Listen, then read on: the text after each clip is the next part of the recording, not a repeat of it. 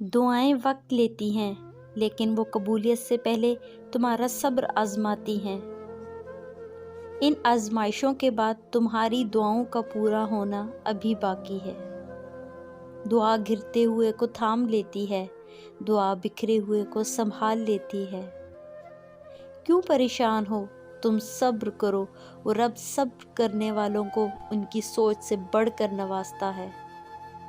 تہجد پڑھنے والوں کی تو وہ خواہشات بھی پوری ہو جاتی ہے جن خواہشوں کا ذکر انہوں نے اپنے آپ سے بھی نہیں کیا ہوتا۔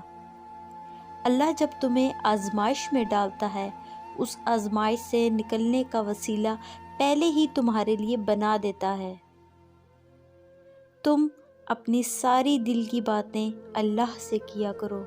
اگر وہ نیند سے اٹھا کر تمہیں تہجد کے سجدے کی طرف کھینچ لا رہا ہے تو تم بھی امید رکھو کہ ابھی بھی کچھ نہیں بگڑا۔ جب دعا کرتے وقت تمہاری آنکھوں سے آنسو آنے لگے تو سمجھ جانا تمہاری دعا بارگاہ الہی میں قبول ہو چکی ہے۔ وہ تمہیں آزما رہا ہے ہر اس چیز سے جو تمہارے دل کا سکون ہے۔ تم صبر اور یقین رکھو، وہ رب تمہارے لیے معجزے کرے گا۔ جو آزمائش کے وقت صبر کرتے ہیں وہ اللہ کے بہت قریب ہوتے ہیں۔ تم اپنے سبھی الجھے ہوئے معاملات رب کے حوالے کر کے پرسکون ہو جاؤ۔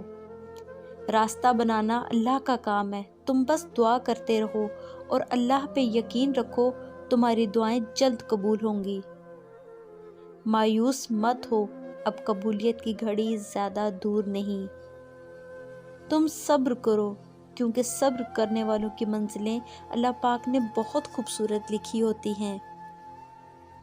قبولیت کی گھڑی اب دور نہیں، انشاءاللہ تمہاری ساری دعاؤں پر کن کہہ دیا جائے گا۔ اللہ پہ یقین رکھنے والوں کی کبھی ہار نہیں ہوتی۔